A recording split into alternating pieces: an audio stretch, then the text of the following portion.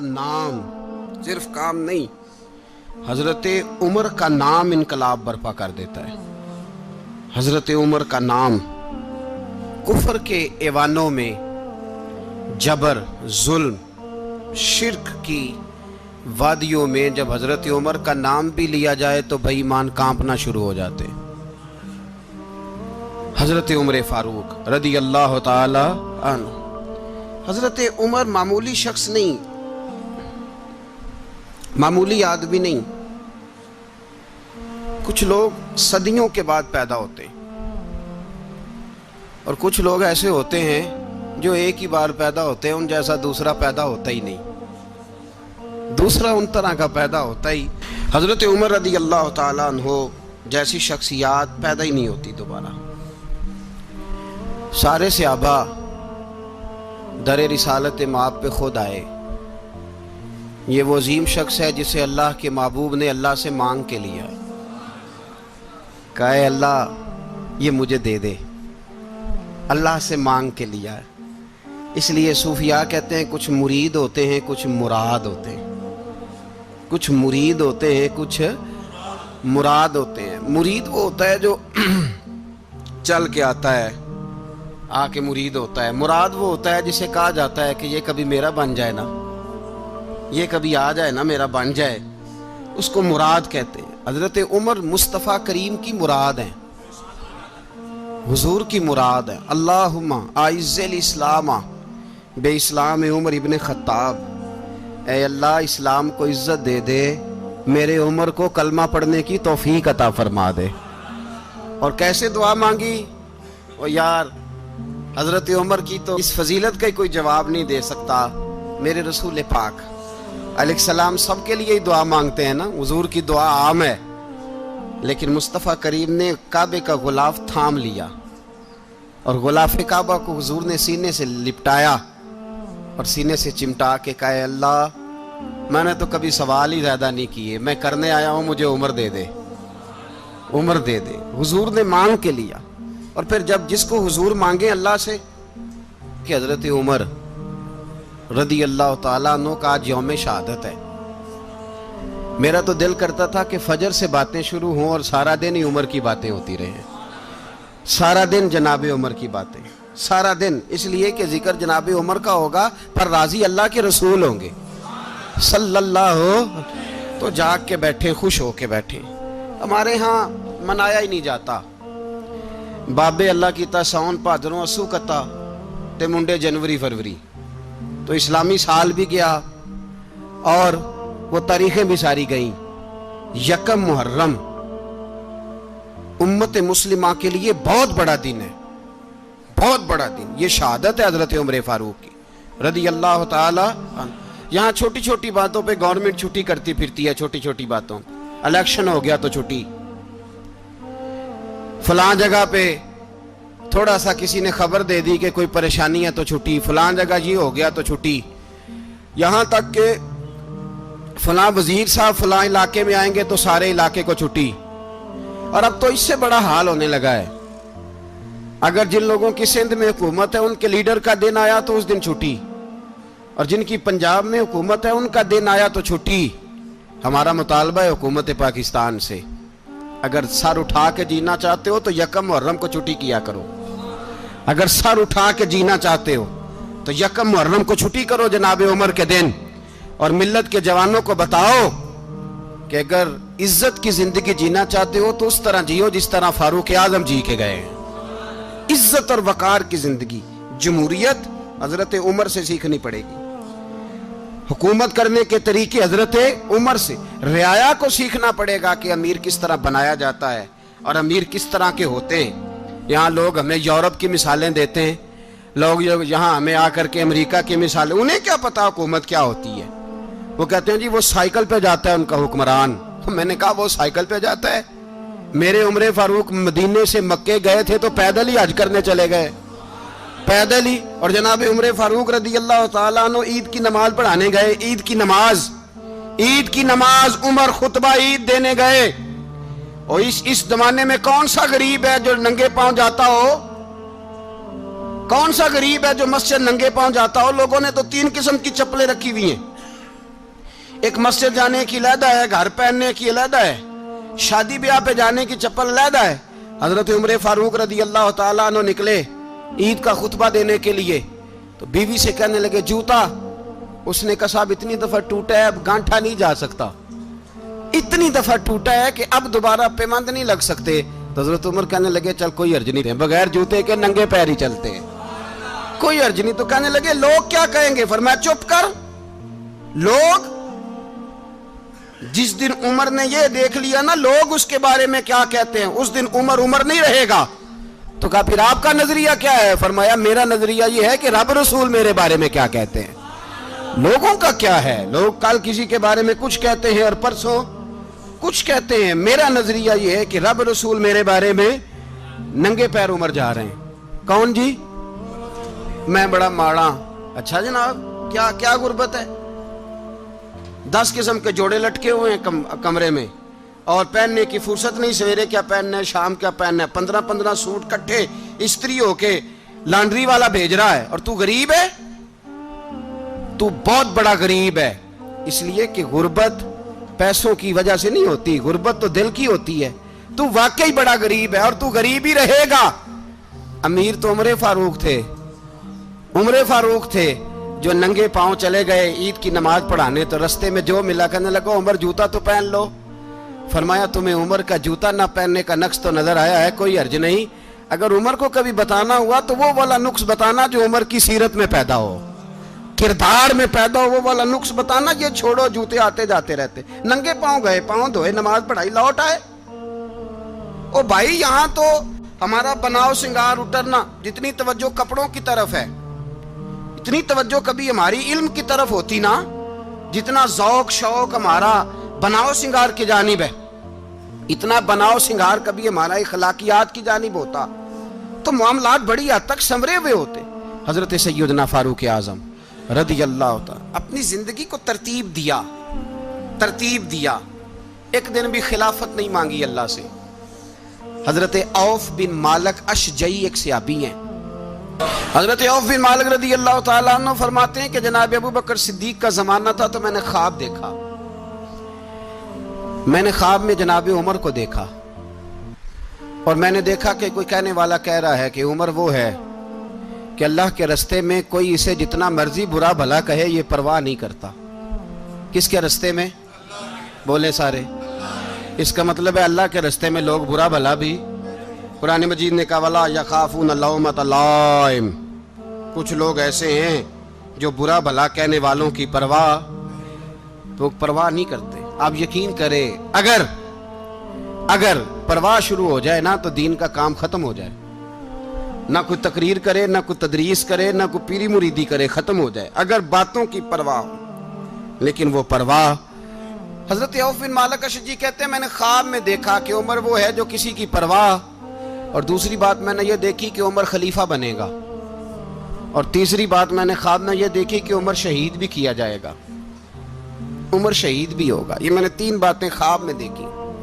فرماتے ہیں میں نے آ کے خواب حضرت ابو بکر صدیق کو سنائی، وہ خلیفہ تھے، وہ کہنے لگے ٹھہر جا میں عمر کو بلاتا ہوں، اس کے سامنے دوبارہ سنانا، اس کے سامنے۔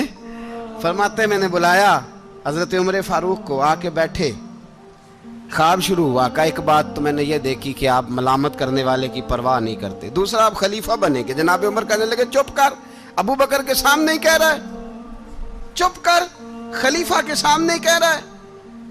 تو حضرت ابو بکر صدیق کہنے لگے عمر اسے کہنے دو، مجھے لگتا ہے رب کی رضا یہی ہے کہ میرے بعد اگر مصطفیٰ کا منبر ملے تو عمر کو ملے، اسے کہنے دو۔ یار یہاں تو لوگ ڈینگے مارتے ہیں، یہاں تو لوگ دعوے کرتے ہیں میرے سامنے فلانے کو بھی بٹھاؤ، فلانے کو بھی بٹھاؤ، اس کو کیا پتا، اس کو کیا پتا، یہ تو بڑکے مارنے کا دور ہے۔ حضرت عمر رضی اللہ تعالیٰ عنہ کو تیسری بات کہی، حضرت عوف بن مالک نے کہا آپ شہید کیے جائیں گے، میں نے خواب دیکھی ہے۔ نیک لوگوں کے خواب بڑی حد تک سچے ہوتے ہیں۔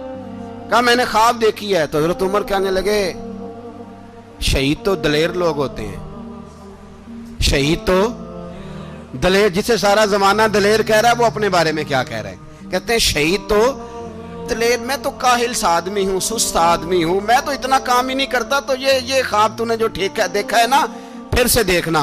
तो अबू बकर सिद्दीक फरमाने लगे आजिज़ी ना कर, इनकिसारी ना कर, तो जो कह रहा है ठीक कह रहा है, लेकिन मुझे सुन के शुक्र भी हुआ है और अफसोस भी हुआ है। अफसोस इस बात का कि तेरे जैसा बतले अजीम चला जाएगा, और शुक्र इस बात का कि रब तुझे जिंदगी भी एजाज वाली देगा, और शहादत की मौत दे के अल्लाह तुझे मौत भी इज्जत वाली अता फरमाएगा। अल्लाह मौत भी तुझे इज्जत वाली देगा, तुझे काहिलों जैसी मौत अल्लाह। हजरत फारूक आजम रदी अल्लाह। ओ भाई, यहां तो इस जमाने का सबसे बड़ा मसला प्रोटोकॉल है। लोगों को पता होता है कामिल पीर है, कामिल मुर्शिद है, लोग नहीं जाते। मैं किसी का मुरीद हो जाऊं, मेरा प्रोटोकॉल किधर गया? पता होता है ये कामिल उस्ताद है, मैं इसके पास बैठूंगा तो मेरी तरबियत करेगा, लेकिन लोग शागिर्द नहीं बनते। मैं किधर गई? ये जो प्रोटोकॉल की मुसीबत है ना, इसने बड़े बड़े लोग जीरो कर दिए, बड़े बड़े लोग। और ये मत समझे कि आपका वजीर आजम प्रोटोकॉल लेता है या आपका सदर प्रोटोकॉल, वुज़ारा, ऐसी कोई बात नहीं। हम छोटे तबके से लेकर बड़े सारे प्रोटोकॉल के कायल हैं। हमारा तो दामाद भी कहता है कि मुझे पूछा नहीं मैं तुम्हारे घर क्यों आऊं। हमारा तो भाई हर शख्स ऐलान करता है प्रोटोकॉल का, फलाने ने इज्जत नहीं दी तो वापस आ जाओ, फलाने ने सलूट नहीं किया तो वापस आ जाओ। लोग जहां सलूट करना चाहिए वहां भी सलूट कराने के कायल हैं। पर हजरत उमर रदी अल्लाह ताला, हजरत उमर की सादगी और फिर जनाब उमर की आजिज़ी, जब इंसान अपने ऊपर सवार कर लेता है ना, सवार कर लेता है, मैं बदकार पुराना खादम किसे दर मिली नी टोई, इते वासफ यार ने नजर जो की थी ते वासफ वासफ ही। मैं अक्सर सोचता हूँ, हुजूर ने जहां भी कहा ना, फरमाया मेरे बाद नबी होते तो खताब के बेटे उमर होते। हुजूर ने फरमाया उमर जिस रास्ते से जाता है शैतान वो रास्ता बदल जाता है। नबी पाक सल्लल्लाहु अलैहि वसल्लम ने फरमाया मेरा उमर वो है कि इसकी जुबान पर हक जारी है। हुजूर अलैहिस्सलाम ने फरमाया 950 साल हजरत जिब्रील मेरे उमर की शान बयान करें तो इनकी अजमत खत्म नहीं होती। 950 साल जिब्रील अजमत बयान करे तो खत्म नहीं होती। ये बात है हजरत उमर की। और फरमाया उमर अबू बकर की नेकियों में से एक नेकी है, ये शान है अब उमर फारूक रदी अल्लाह ताला अन्हु की। हुजूर ने फरमाया मेरे बाद नबी होते तो उमर होते, जिस गली से उमर आए शैतान रास्ता बदल जाए। मेरे उमर फारूक की शान 950 साल बयान हो तो खत्म ना हो। उमर की जुबान पर अल्लाह हक बयान करता है, जो उमर कहता है वही रब कर देता है। हुजूर सारी जिंदगी फजीलतें बयान करते रहे, उमर जवाब में क्या कहते हैं? कोई बताए ना कि ये वाली हदीसें कभी उमर ने भी रवायत की हो कि हुजूर ने मेरे बारे में ये कहा है। ये रवायतें वो रवायत नहीं करते। उनसे जब लोग कहते उमर तेरी बड़ी बात है तो उमर रो पड़ते, कहते मैं तो ऊंट चराने वाले बाप का बेटा हूं, मैं तो ऊंट चराने वाले बाप का बेटा, ऊंट चरा। इससे आगे उमर गए ही नहीं सारी जिंदगी, इससे आगे लफ्ज ही नहीं अदा की। और मैं तो भाई ऊंट चराने वाला, मेरा बाप तो ऊंट चराया करता था, 10 ऊंट थे, मेरी ड्यूटी होती थी, संभाले नहीं जाते थे, अब्बा डंडों से मारता था। सारी जिंदगी उम्र हाज करने गए, एक खुश्क तना खजूर का उमर फारूक रदी अल्लाह ताला अन्हु ने उसको अपने कलावे में लिया, रोने लगे। लोगों ने कहा उमर क्या हुआ? फरमाने लगे यहां मैं ऊंट चराया करता था, यहां मैं ऊंट चराता था, 10 ऊंट संभाले नहीं जाते थे। देखो रसूलुल्लाह की शान, आज सारी उम्मत चलाने का तरीका अता फरमा दिया है। सारी नजरिए से प्यार। यार पैसा किसको बुरा लगता है? आप जिस आदमी की 50 करोड़ की प्रॉपर्टी है उसको पूछें सबसे गरीब, आपको वही नजर आएगा। वो कहेगा मैं टाइट हूं, हालात बड़े। मैं कई बार पूछे उन्होंने, मैं आखे तो तर्जमा भी 10 छड़ो की हमें तो समझ नहीं आती। और टाइट हालात कौन से होते हैं जी? जिस आदमी का करोड़ों में कारोबार है ना, उसको आप छेड़े वो रोने लग जाएगा, रोने। तो कई मैंने ऐसे देखे हैं किराए का मकान है, उनसे पूछे साहब क्या हाल है, तो कहते हैं जितनी अल्लाह ने शान वाली जिंदगी हमें अता की है किसी को नहीं दी हुई। इसका मतलब है खुशी भी यही है और गम भी यही है। अंदर से खुशी है, अंदर से ही। तूने अगर राजी रहना है तो इधर से रहना है, नाराज रहना है तो बस अपने आप को खुश रखेगा तो हो जाएगा। सारे सहाबा मिल के आए, कहने लगे उमर फारूक से कहना है नबी पाक के जमाने में तो ज़ाहिरन गुर्बत थी, अबू बकर के दौर में भी गुर्बत थी, अब तो बड़ा माल है। عمر سے سفارش کرو کہ عمر نیا کرتا پہنا کرے. ملکوں کے سفیر آتے ہیں, عمر وہی پھٹی پرانی چادر اوڑھ کے اور وہی کئی جگہ پہ پیوند لگے سوٹ پہن کے سفیروں کے سامنے بیٹھ جاتا ہے. عمر کو مشورہ دو. طے ہو گئی بات. سب نے جب مشورہ دے لیا تو سارے کہنے لگے یہ بتاؤ شیر کی مونچھ کو ہاتھ کون لگائے گا؟ کہنا کس نے ہے؟ بندہ بھی تو ڈھونڈو نا.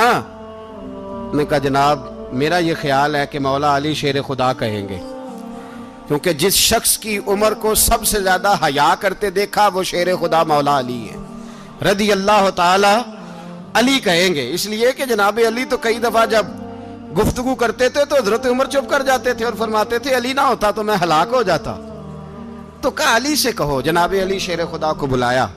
کس کام کے لیے جی؟ اللہ اکبر. یہ ذرا اپنے اس دور پہ اس بات کو ذرا لاکا جناب ان سے کہیں کہ زیادہ نہیں, ایک کرتا نیا پہن لے. سفیر آتے ہیں, وزیر آتے ہیں تو ایک کرتا نیا پہن لے. حضرت علی کو بلایا. آپ فرمانے لگے کوئی اور بات ہوتی تو میں کہہ دیتا, یہ والی میں نہیں کہہ سکتا.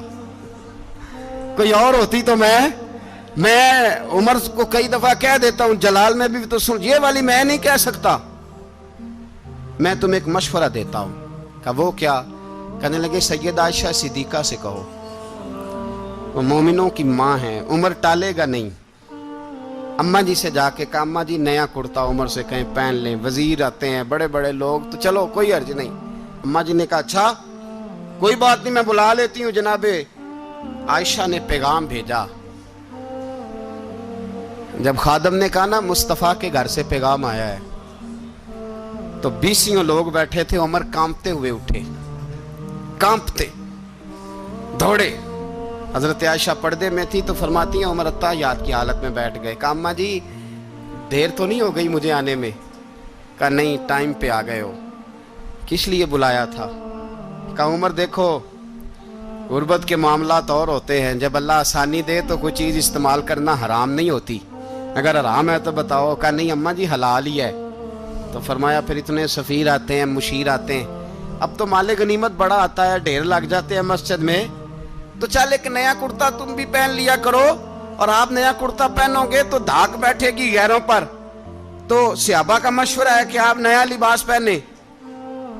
اماں جی کہتی ہے میں نے حکم دیا تو عمر چپ کر گئے, گردن جھک گئی. تھوڑی دیر کے بعد سیدنا عمر فاروق نے سر اٹھایا تو داڑھی پہ آنسو گر رہے تھے, رو پڑے. کہنے لگے پاک محبوب کی پاک بیوی جیسے حکم کرتی ہو میں حاضر ہوں, پر مجھے وہ والا لباس پہنانا جو میرے مصطفیٰ نے پسند فرمایا ہے. اگر یہ رنگ رسول پاک کا ہے تو میں حاضر ہوں, اور اگر نبی پاک کا نہیں تو پھر جیسے آپ حکم کریں. جناب عائشہ کہتے ہیں عمر روئے تو میں زیادہ روئی, میرا پلو بھیگ گیا آنسوؤں سے. میں نے کہا عمر آپ جائیے. عمر یوں نکلے تو جو صحابہ کھڑے تھے وہ کونے میں تھے, سارے آ گئے. کہا اماں جی کیا بناؤ؟ فرمایا بھائی تم سب جو باتیں کہتے ہو وہ اپنی جگہ ٹھیک ہیں, پر عمر جو بات کرتا ہے وہ سب سے زیادہ ٹھیک ہے. عمر جس پہلو پر بات کرتا ہے وہ یار ایسی عاجزی, ایسا رنگ, ایسا انداز, ایسا طرز حیات, ایسی زندگی. اولاد کے معاملے میں لوگ بزدل ہو جاتے ہیں, بزدل. پر حضرت عمر کا بیٹا مصر گیا, وہاں سے کمائی کر کے لایا, تجارت کرنے گیا, لاکھوں کا مال. کون سا باپ ہے دنیا میں جس کا بیٹا باہر سے پیسے لے کے آئے تو ابا تفصیل پوچھے کہ بیٹا کہاں سے کمائے, کہاں سے لایا, کتنے ملے, کیوں آئے؟ کون سا باپ تفصیل پوچھتا ہے؟ ابا تو کہتا ہے لا صحیح, اور تعریفیں کرتا ہے میرا بیٹا بڑی کمائی کرتا ہے. کبھی پوچھا ہے اس سے کہ ڈیوٹی صحیح دیتا ہے کہ نہیں؟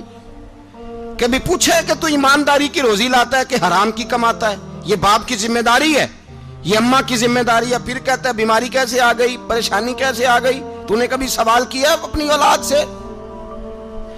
حضرت عمر فاروق رضی اللہ تعالیٰ عنہ کا بیٹا مصر سے پیسے کما کے لایا تو جناب عمر نے بلایا, فرمایا بیٹے اتنی تو تیرے پاس راس ہی نہیں تھی, تھوڑے سے تو پیسے لے کے گیا تھا, اتنی کمائی کیسے ہو گئی؟ اتنے تو پیسے نہیں تھے صاحب, کہاں سے کمائی لائے؟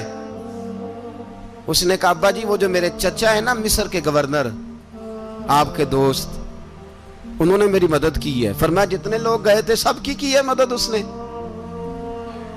کہا نہیں صرف میری کی. فرمایا تیری کیوں کی؟ تیری کیوں کی؟ کہا حضور آپ کے دوست ہیں. فرمایا چپ کر.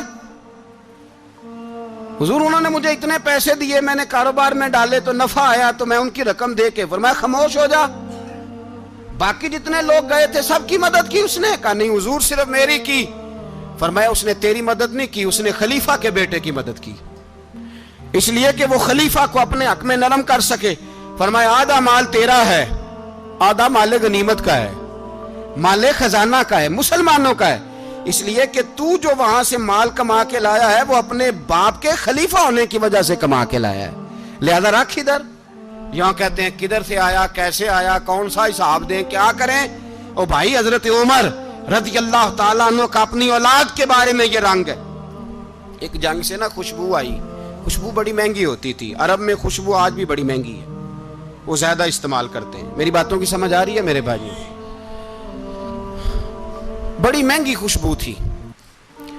جب وہ خوشبو آئی تو حضرت عمر نے کہا, گھر میں پہلے پہنچی حضرت عمر کے, چونکہ زیادہ عورتیں استعمال کرتی تھی گھر کے اندر خوشبو, مرد بھی لگاتے تھے. حضرت عمر نے اپنی بیوی سے کہا, آپ کی زوجہ جو تھی وہ بڑی خوشبو کو پسند کرتی تھی. حضرت عمر نے اپنی زوجہ سے کہا کہ خوشبو لاؤ, میں نے ایک عورت کی ڈیوٹی لگائی ہے, وہ خوشبو تول کے نا تو حصہ برابر صحابہ میں بانٹ دے گی. تو آپ کی زوجہ کہنے لگی کسی بی بی کی ڈیوٹی لگانے کی کیا ضرورت تھی, میں جو موجود تھی میں بانٹ دیتی ہوں تول کے حصہ برابر. آپ نے فرمایا نہیں تو رہنے دے, وہ فلانی بی بی بانٹے گی. کہا حضور میں نے بھی بانٹنی ہے, میرے پہ کچھ حق ہے؟ آپ نے فرمایا نہیں, تو تفصیل نہ پوچھ, تو خوشبو دے دے, کوئی اور بانٹے گی. خاتون خانہ تھی نا, کہنے لگی نہیں مجھے بھی آج آپ کو بتانا ہی پڑے گا کہ کوئی جو بانٹ سکتی ہے تو میں کیوں نہیں بانٹ سکتی. زوجہ کہتی عمر نے بات کی تو میری چیخیں نکل گئی. حضرت عمر فرمانے لگے جب تو خوشبو بانٹے گی نا تیرے ہاتھوں کو بھی لگے گی, تیرے دوپٹوں کو بھی لگ جائے گی. اگر رب کریم نے مجھ سے سوال پوچھا کہ عمر خوشبو تو مسلمانوں کی تھی, تیری بیوی کے دوپٹے کو کیوں لگ گئی, تو میں اللہ کے حضور کیا جواب دوں گا؟ اگر اللہ نے یہ سوال کیا کہ تیری بیوی نے کیوں لگائی, وہ تو حصہ تھا مسلمانوں کا, تو تو نے تیری بیوی نے کیوں لگائی؟ تو فرمایا میں نہیں چاہتا کہ اللہ کے حضور مجھے اور تجھے باز پرس ہو, لہذا کسی اور کو بانٹنے دے. زوجہ روئی اور تڑپ کے کہنے لگی عمر مجھے لگتا ہے صبح قیامت بھی تیری بیوی ہونے کی وجہ سے اللہ مجھے جنت عطا فرما دے گا, تیری زوجہ ہونے کی برکت سے. بھائی یہ معیار رکھا, خدا کی قسم ایسا شخص تاریخ میں دوبارہ نہیں آیا. اتنا بڑا آدمی, اتنا بڑا شخص, اتنا بڑا آدمی, اور پھر رنگ یہ ہے کہ عمر 22 لاکھ مربع میل کا حکمران, 22 لاکھ, اور کھجور کے درخت کے نیچے مٹی کا ڈھیلا لے کے سو گئے ہیں, پرواہ کوئی نہیں, کوئی مسئلہ ہی نہیں. 2 غلام ساتھ بیٹھے تو ایک روٹی حضرت عمر نے گھر سے منگوائی, تھوڑا سا سرکہ, تو غلام کہنے لگے ہم نے بھی کھانی ہے. فرمایا کوئی حرج نہیں, روٹی کو پیٹ بھر کے کھانا ضروری تو نہیں, 3 حصوں میں بانٹ لیتے. ایک آدمی آیا ہوا تھا مصر کا رہنے والا ملنے کے لیے, اس نے پوچھا عمر کدھر ہیں, تو کہا وہ ادھر جاؤ مسجد میں بیٹھے ہوں گے. اور واپس آیا تو کہنے لگا وہاں تو 3 غلام بیٹھے ہیں, ایک روٹی بانٹ کے کھا رہے ہیں, لگتا ہے کئی دنوں سے روٹی نہیں ملی. کہا 3 غلام تو کوئی نہیں, وہاں 2 ہی تھے, تیسرے تو امیر المومنین تھے. اس نے کہا نہیں 3 غلام ہیں, کپڑے بھی ایک طرح کے پہنے ہوئے, بلکہ 2 کے تو پھر صحیح ہیں, تیسرے کے تو زیادہ ماڑے ہیں. کپڑے بھی ایک طرح کے, کھانا پینا بھی ایک طرح کا, اور ان کا نشست برخاست بھی ایک طرح کی ہے, لہذا کوئی فرق نہیں. حضرت ابو ہریرہ کہتے ہیں میں لے کے آیا, اور جناب عمر کو جب میں نے کچی زمین میں تامت سمیٹ بیٹھے دیکھا تو میں رو پڑا. میں نے اس مصر سے آنے والے کو کہا تو اس کے جلوے دیکھ, اگر اس کی ذات میں اتنا حسن ہے تو محمد عربی کا مقام کیا ہوگا. یہ مقام غور ہے, مقام غور. 10 محرم کو لوگ دیگے پکائیں گے نا, نہیں پکانی ہے, کوئی بول دے نہیں, ہاں نہ نہیں کر دے, پروگرام بدلیا تو نہیں دی عید کی کہ وہ کام شروع ہویا ہے لات ٹیٹ ہونے والا. کیوں جی پکنی ہے نا دیکھیں 10 محرم کو انشاءاللہ تعالی, ہم بھی پکائیں گے انشاءاللہ, یہاں بھی پروگرام ہوگا. تو 10 محرم کو جو دیگ پکنی ہے تو ایسا نہیں ہو سکتا کہ 1 محرم کو حضرت عمر کے نام کی بھی کوئی پک جائے. اگر امام حسن حسین کے نام کی دیگیں پکے تو جو امام حسن حسین کے سے پیار کرنے والے ہیں, جو امام حسن حسین سے ہم لوگوں نے بھی عجیب رٹا اپنایا ہے نا, ہم لوگ بات کا ایک پہلو دیکھتے ہیں، دوسرا نہیں دیکھتے۔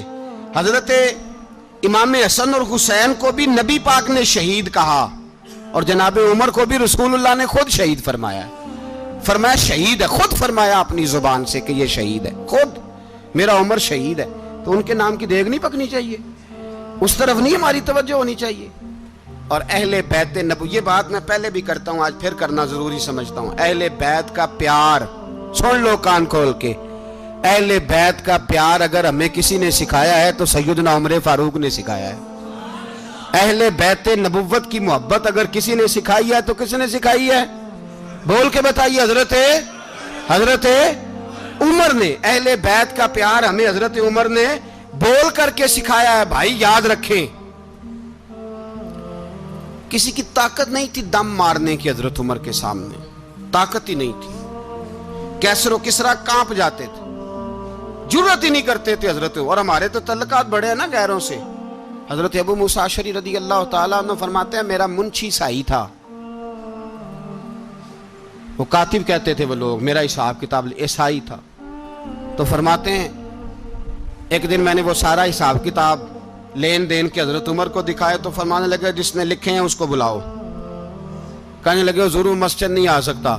کیوں نہیں آ سکتا؟ کہنے لگے وہ عیسائی ہے۔ کہتے ہیں حضرت عمر جلال میں آ گئے۔ آپ فرمانے لگے جنہیں رب دور کرتا ہے تم کیوں قریب کرتے ہو؟ جنہیں اللہ دور کرتا ہے۔ فرمایا تم غیروں کو اگر عہدے دو گے تو اپنوں کا کیا بنے گا؟ اگر تم غیروں کو عہدے دو گے تو اپنوں کا۔ یہ سوچ ہے جو آج برما کے مسلمانوں کے لیے بھی ضروری ہے۔ کہا اگر تم غیروں کو عہدے دو گے تو اپنوں کا۔ ہم نے غیروں کو عہدے دیے تو دیکھا نا اپنے کس طرح کاٹے جا رہے ہیں۔ غیروں کو جو عہدے دے دیے یارانے سارے غیروں سے، روز دعویٰ ہوتا ہے چین ہمارا سجن ہے، چین ہمارا دوست ہے۔ او بھائی دوست ہے تو اس سے کہو نا کہ برما تو تمہاری ایک چھوٹی سی ریاست ہے، چین کے بغیر تو وہ سانس بھی نہیں لے سکتا۔ اس کو کہو نا اس حکومت پہ دباؤ ڈالے۔ لیکن ہم لوگوں نے غیروں کو عہدے دیے تو اپنے پس گئے۔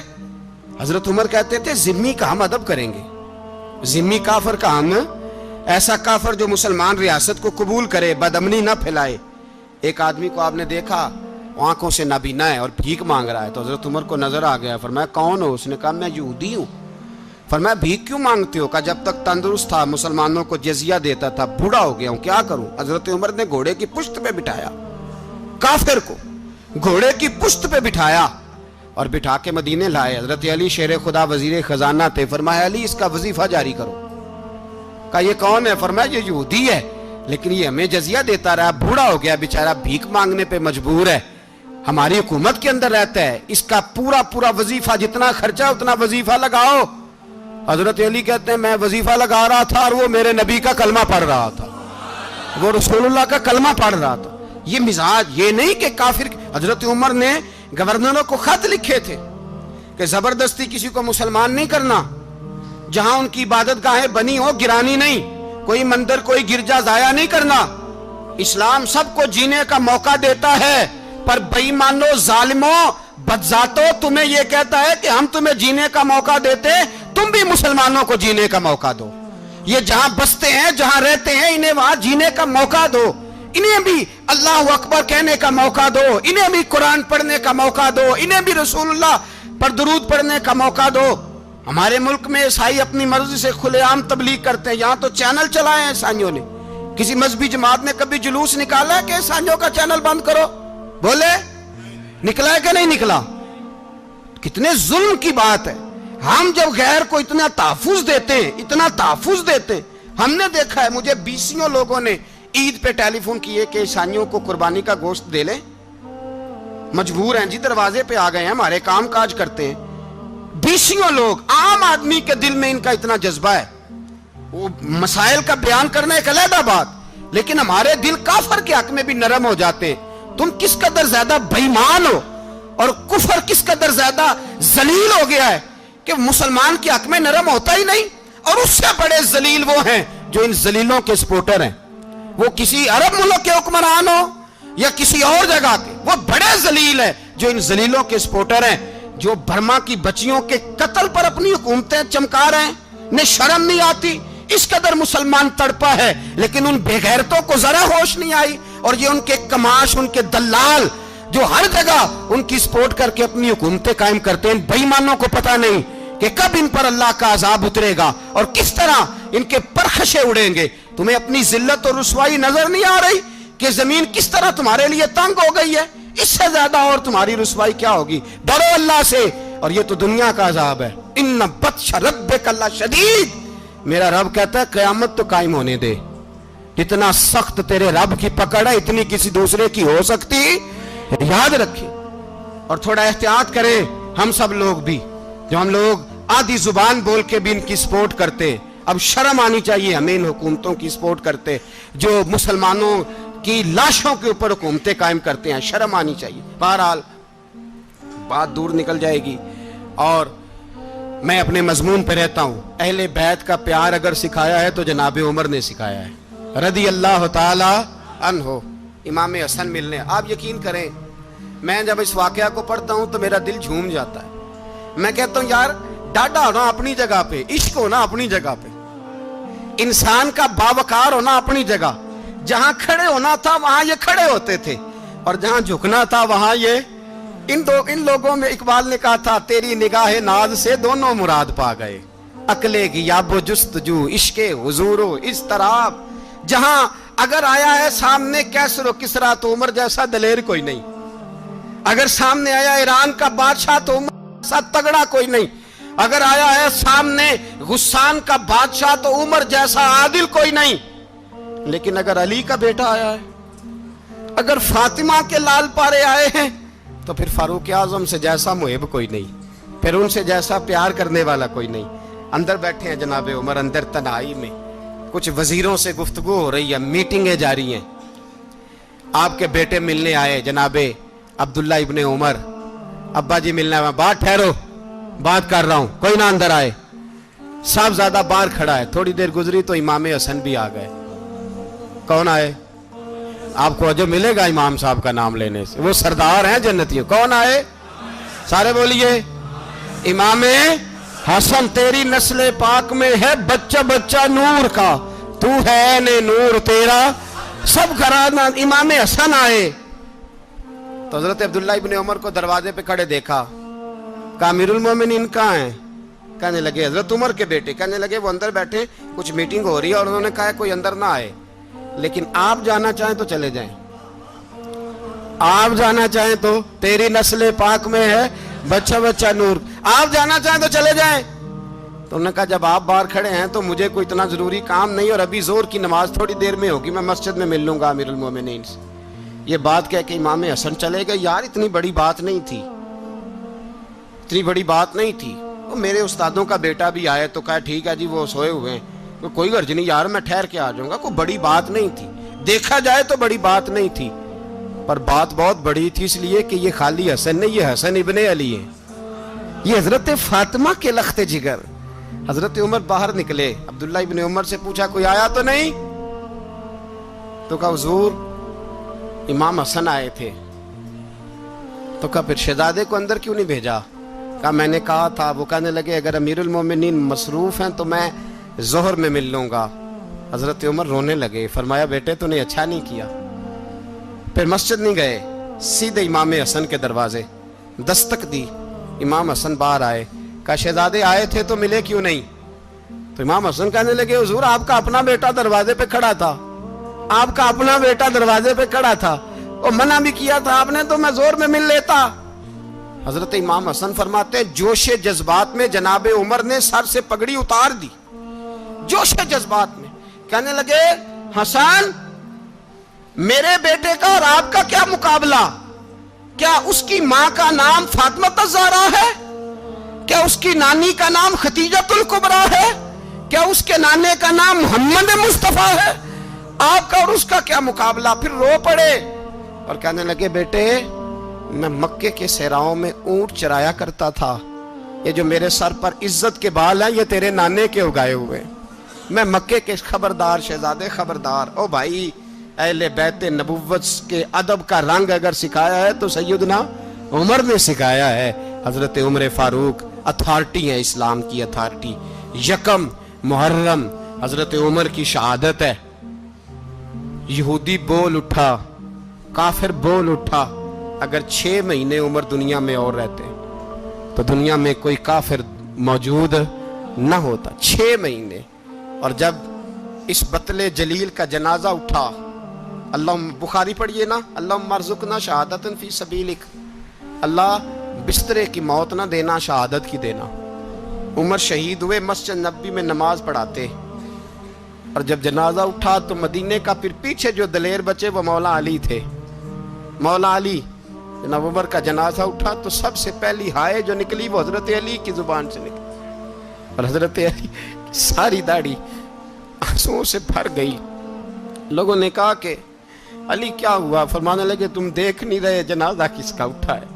پلٹ کے دیکھو تو صحیح, تم پتہ نہیں یہ کون گیا ہے؟ کہ حضور کیا ہوا؟ آپ فرمانے لگے عمر اس طرح کے کام کر کے گیا ہے, اب ان کے رستوں پہ کون چلے گا؟ کون اس کے جگر راہ وفا میں نقش ایسے چھوڑ آیا ہوں, میں جس منزل سے گزرا ہوں وہ اب تک یاد کرتی ہے. حضرت علی حضرت عمر کے جنازے پہ کھڑے ہو کے کہتے ہیں اللہ مجھے اس طرح کے عمل کرنے کی توفیق دے جس طرح کی عمر کر کے گیا. میرے بھائی, بطل عزیز, بطل حریت حضرت عمر رضی اللہ تعالیٰ عنہ, جو اپنی زندگی انقلاب والی گزار کے گئے. عمر جب دنیا سے گئے تو 80 دینار کا قرضہ تھا, 22 لاکھ مربع میل کا حکمران, اور اپنے بیٹے سے کہنے لگے بیٹے کوشش کرنا تیرے خاندان والے مل کے میرا قرضہ اتار دے, میری قبر پہ بوجھ نہ رہے, اور اگر خاندان والے مدد نہ کریں تو میرے دوستوں سے بات کرنا, وہ مدد نہ کریں تو پھر علی سے بات کرنا. ان کا پیار آپس میں اتنا, اور تو اختلاف ثابت کر رہا ہے. 80 دینار کا قرضہ چھوڑ کر حضرت عمر دنیا سے گئے, اور جاتی دفعہ کہہ گئے میرے بعد میرے بچوں کو حکومت کے مشورے میں بھی شامل نہ کرنا, حکومت کے مشورے میں بھی میری اولاد شامل نہ ہو. اتنا بڑا شخص اتنا بڑا رنگ دے کے 1 محرم کو جب عمر فاروق کا وصال ہوا تو بیٹے سے کہنے لگے اماں عائشہ سے جا کے کہو میرا بھی نبی پاک کے روزے میں دفن ہونے کو دل کرتا ہے. ایک قبر کی جگہ ہے اماں جی نے اپنے لیے رکھی ہے, بخاری ہے بخاری. حضرت عائشہ کے پاس صاحبزادے گئے, کہنے لگے اماں جی عمر کو زخم لگ گیا ہے, حالت بڑی پریشانی والی ہے. وہ کہتے ہیں اگر اماں اجازت دیں. سید عائشہ رو پڑی, فرمانے لگی کہ وہ اپنی قبر کی جگہ تو نہیں نہ کسی کو دیتا, پر عمر نے کمال ہی بڑا کیا, اسے کہو جاؤ گنبد خضرا میں قیامت تک جو مصطفیٰ پہ اور ابو بکر پہ سلام پڑے گا وہ تجھ پہ بھی سلام پڑھ کے جائے گا, جاؤ میں نے جگہ دی.